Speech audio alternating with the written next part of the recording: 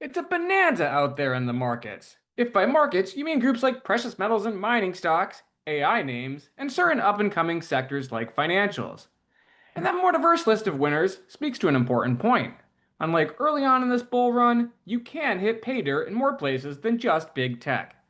Even better, my two guests this week say the party isn't over yet. They also come bearing gifts, stocks they think you can still buy now for more potential profits. So let's get to it. My guests are Sean Brodrick, Senior Editor at Weiss Ratings, and John Eade, Chairman and CEO of Argus Research. Gentlemen, thank you both for taking time out to chat on the Money Masters podcast. Well, Sean, John, I really appreciate you both taking some time out to talk. I know we've got the Orlando event coming up. Really excited about seeing you both in person there soon. Let's talk about the big picture here. I mean, we've had this relentless equity market rally. Gold's having its best year since 1979. We have all this political and sort of geopolitical chaos, and yes, it does, and yet it doesn't really seem to be impacting markets. So I kind of want to start there and then drill down. I guess, Sean, we'll start with you. What do you see big picture? Well, many people confuse the economy and the stock market. They're really separate things. The stock market's more of a wealth index, and wealthy people and corporations, the big ones anyway, are actually doing fine.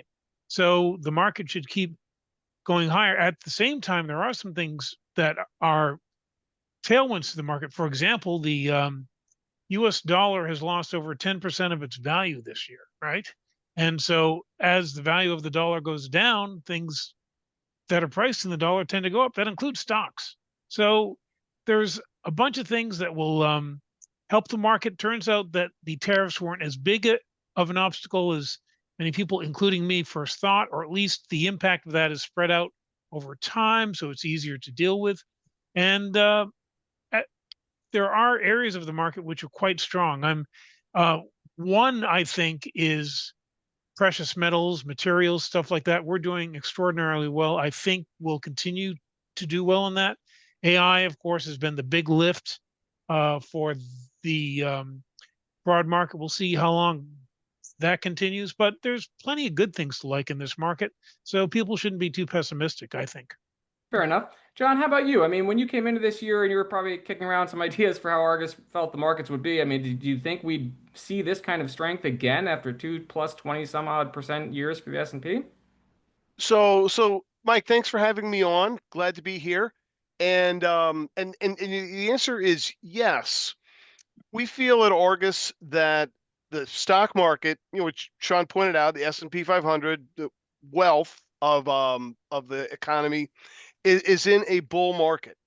The bull market started in October 2022. As you know, over the many cycles, there are bull markets, there are bear markets, but your average bull market lasts a little bit over 5 years. So we're coming into about 3 years into a bull market, and your average bull market stocks rise about 150%, and we're up about 80%. So I can't call it the early innings of a bull market, but the fundamentals are intact to keep this bull market going. And by those fundamentals, I mean GDP. We've avoided a recession so far in 2025. I think we're going to make it through the back half of the year without a recession and through 2026 as well. The economy's growing. Not perfectly, but it's growing. Corporate profits are doing better, right? Corporate profits are growing at a double-digit pace. You're getting top-line growth.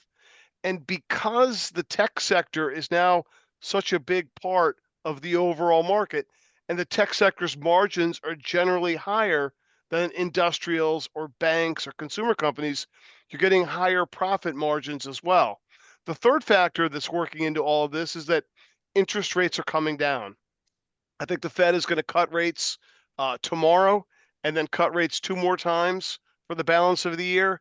And the 10-year was up close to 5% earlier this year. It's now down to 4%. So the fundamentals are intact. The bull market is not too old. It's not cheap. I can't tell you that they're dirt bargains here, but there are enough fundamentals to keep us optimistic looking ahead into 2026. Got it. Yeah, we're recording this the day before the Fed's meeting announcement, then it'll be released the day after. So let's assume that a cut has happened by the time this airs. You said a couple more for this year. I want to know, and I don't want to talk too much about macro. I want to talk about tech though, since you brought it up. The AI bubble boom, what is it? Is it sustainable? I've been asked that. I've had people ask it at our events and so on. So since you brought up tech, what are your thoughts on that? I mean, is this sustainable? Is this something we need to worry about? At what point do we worry? I guess that's what would be my question there. And I'll start with you, John, then maybe go to you, Sean. Sure. Sure. Well, we had a worry earlier this year, if you remember, that we had the competing AI solution out of China, and that sent stocks, on their way to a bear market. Never quite got there, because I think investors realized there's more to AI than just the raw power. You have to be able to access it across, geopolitical situations. You have to be able to connect it into, existing infrastructure, and these U.S. companies, may not have the cheapest mousetrap, but it's working real well now, and we think likely to continue driving earnings for a while. So I wouldn't say that tech is a bubble, although it's up to over 30% of the market, but the earnings growth has been real strong. It's been leading the market in earnings too, as well as in stock market returns. So I'm okay with tech now. And Mike, maybe I'll come back later and talk about how we're excited about seeing tech show up in other sectors too. Okay, great. Sean, big picture, your thoughts on that sort of AI debate? Sure. Well, we've made a lot of money in like AI this year in Supercycle Investor. We've sold out of most of our strictly AI stocks. What we have a bunch of now are what you call high tech defense stocks and things like drones and like stuff like that, a lot of which uses AI. I mean, that's really making the next leap for these weapons of the future, is the fact they can start to think for themselves, which is terrifying if you're on the receiving end. But I mean, if you don't have to send your soldiers into harm's ways, you can see how popular these weapons are. So we're doing well with that. We also have building out the power grid, because the more AI we use, then the more power we need. So the power grid has to be built out. But that's kind of slow growth, really. So really, what we're looking at now is ways to leverage AI in other areas, like defense, stuff like Yeah. that, because there's the next wave that is coming of like AI, which is really quite exciting. Okay. And I definitely want to get down to some of these picks here from both of you. But before I do, Sean, I have to ask you, you were just at the Precious Metals Summit in Beaver Creek, Colorado. I imagine it was probably a little bit more of a lighthearted affair this year than it has been in years past. Talk about the talk about the environment there and, just what people had to say at that event. People were so freaking happy. I mean, mining is a long-term proposition anyway. So the guys who are in this business have been through both boom times and down times. Often the older ones, multiple cycles. And for example, I had a great talk with Rob McEwen, who's a mining legend. He brought, I mean, that guy has built mining companies before. He's doing it now. He thinks there's a great environment for it. He thinks we aren't even close to the end of the cycle. I agree. I mean, gold, when it gets in a bull market, tends to run for years. We're 2 years into this one. We probably have at least 5 more to go. So, and even though the like stocks have been playing catch up this year quite a bit, technically speaking, they're still undervalued, because where they were last valued, gold was at least $500 cheaper, and so now it's just getting much, much higher. So there's a lot of room to run, and gold stocks are under-owned by the broad market. I saw some number, I think it was today, like only 5% of investors have exposure to any kind of precious metal stocks or anything like that. You know that in a big bull market, that's going to change. So we're still in the early stages. There are some early stage stocks, which I think are really undervalued. I'm about to send out lists to my subscribers, so I'd rather not talk about them too much. But I mean, even if you do something like buy the GDXJ, which is the gold junior miner ETF, that's up 112% so far this year alone. since the beginning of 2025. A lot of people would tell you that's overbought, and I'd agree normally, and I expect a pullback. I'd love to see a pullback in that. I just think it's going a lot higher. Okay, got it. And we're going to come back to you. I might have to hold your feet over the fire for maybe just one name you don't mind throwing out. But John, I want to go to you. You talked about how some of, one of your themes is other sectors that are benefiting from AI. Is there a sector you want to talk about or a name or two you want to throw out there that you think is really, putting this technology to use in kind of an innovative and highly profitable way? Sure, Mike. Let's talk about the financial services sector to start, okay? So this is a long time sleepy sector with, insurance stocks and big banks and regional stocks. Now, a few years ago, S&P and GIX jumbled things up. They split off the real estate section. They jammed in the payment processors like MasterCard and Visa, and boom, now you've got a real business model change in financial services. It's not just spreads anymore. It's not just, deposits versus loan rates. It's not just premiums versus payments. Now you've got transactions, right? So you've got stocks like Visa, like MasterCard, other consumer finance companies like American Express. The exchanges have taken a central role Yeah. as a lot of risks have emerged around the world. So there are new products on exchanges like Nasdaq and SIBO and the commodities exchange. And then you've got the data companies too, right? There are stock pickers, sure, but passive investing has been a prominent investment trend these past few years, and that's all built on indexes created by places like Argus, but also, of course, like S&P and Moody's Yeah. and MSCI. So tech is really starting to infiltrate into financial services too. And that's always been a value sector, financial services. The PEs are getting a little bit richer, but the earnings are getting a little bit more robust, or maybe I'll say a lot more robust. And I think there's opportunity left in financials, particularly going back to the spreads with the Fed about to cut rates. Got it. And since Sean mentioned aerospace and defense, I know that was a sector you had in your most weekly update that you highlighted there, John. Any names or particular companies there or within that space that you like the most? So I'd be focusing more on the aerospace here. A couple pop to mind. One is GE Aerospace. It seems like they've finally gotten that management structure and management strategy correct by getting rid of the healthcare business. And now they've also, of course, divested the power business, which is doing very well. But aerospace on its own is getting back up to more normal industry average margins. The orders are coming in. And then one of their suppliers also is an interesting idea, Howmet Aerospace, the old part of Alcoa and Arconic.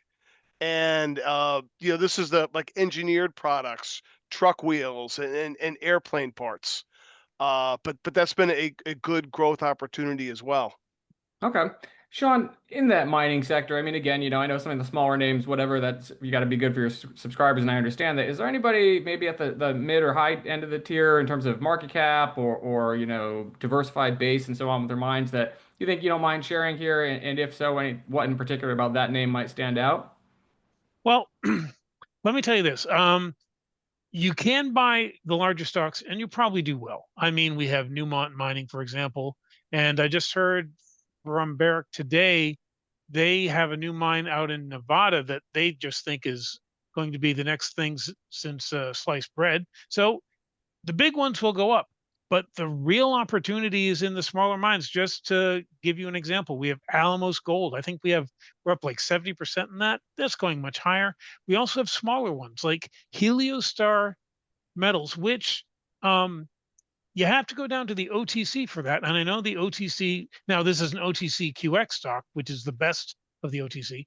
The OTC scares people, but I think that if you're on the OTC QX, stuff like that, Heliostar, you can do extraordinarily well. And when you look at how much that company is planning on increasing its mining output over the next few years, That's something that a big miner just can't do. I mean, a big miner can increase its output, Yeah. but it's not going to go from like 50,000 to 100,000 to much higher than that.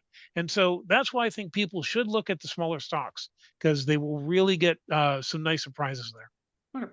How about in the material space, any of the outside of precious metals? And this would kind of be for both of you, since especially John, you've talked about tangential AI plays. I've had a lot of people throw out copper and how much copper is being used in building out the grid and other parts of this sort of AI infrastructure. What are your thoughts on base metals or copper plays? Anything you like there?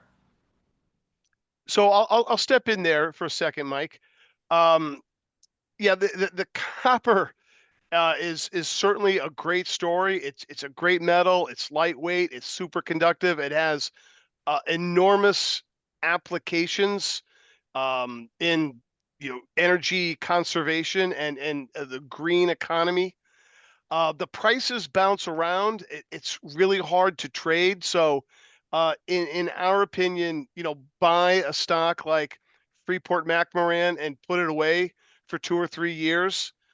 Um, Otherwise, you're going to be buying and selling, every other day or every other week. A real even deeper value than copper, I think, would be lithium, which is, still down about 90% from its prices 6 or 7 years ago. Yeah. And it's gotten so cheap that some of the big companies like Rio Tinto have started to acquire lithium assets, as they look to diversify their portfolio of metals down the road. But the more pure play lithium company, and it's risky as all get out, but it is Albemarle. Yeah. Um, it's almost exclusively linked to prices of lithium, so the stock is way down.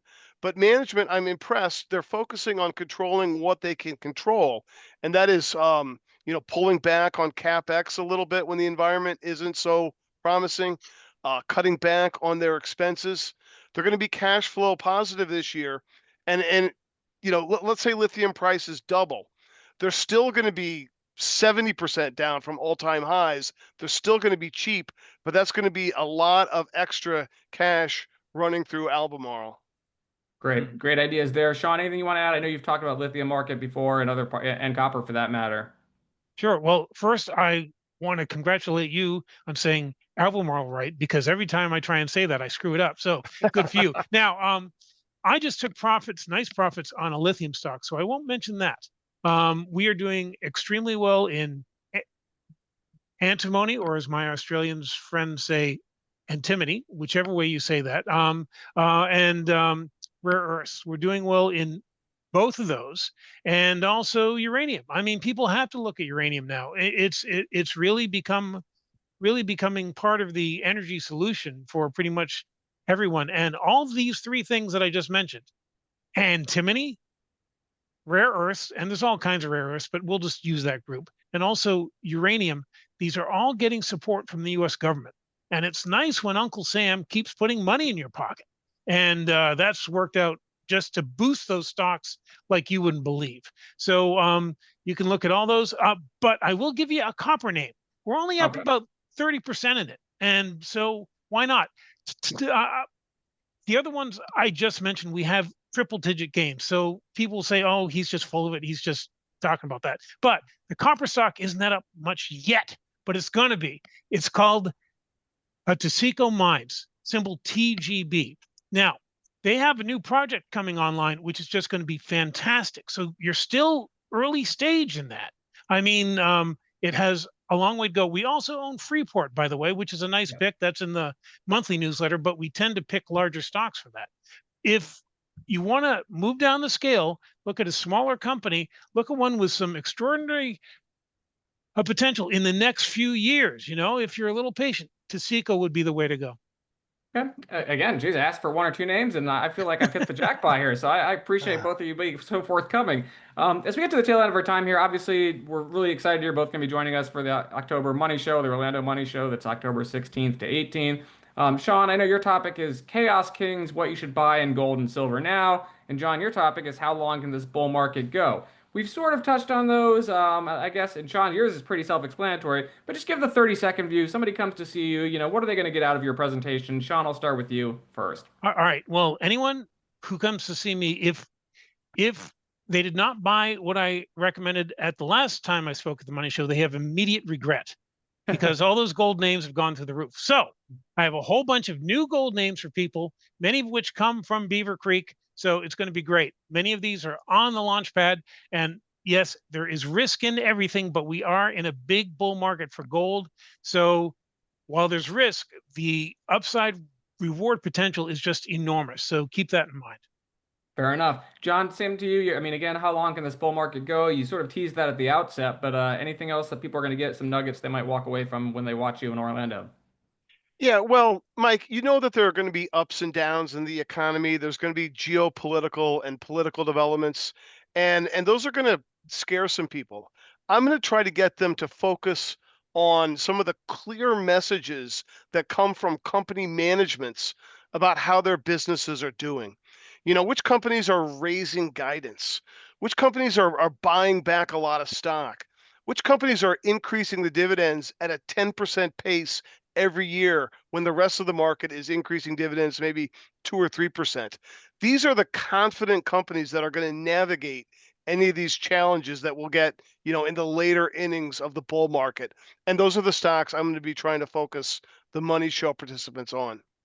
Perfect. Well, listen, viewers, if you're watching this, you're absolutely not going to want to miss what these guests have to say. They are going to be at the Orlando Money Show Traders Expo. It's set for October 16th to 18th at the Omni Orlando Resort at Champions Gate. If you've been to Orlando before, it's in the nice southwest corner, so if you're coming from that way, you don't have much traffic to fight. Details of the events are going to be in the description below, and I truly hope to see you all there about a month from now.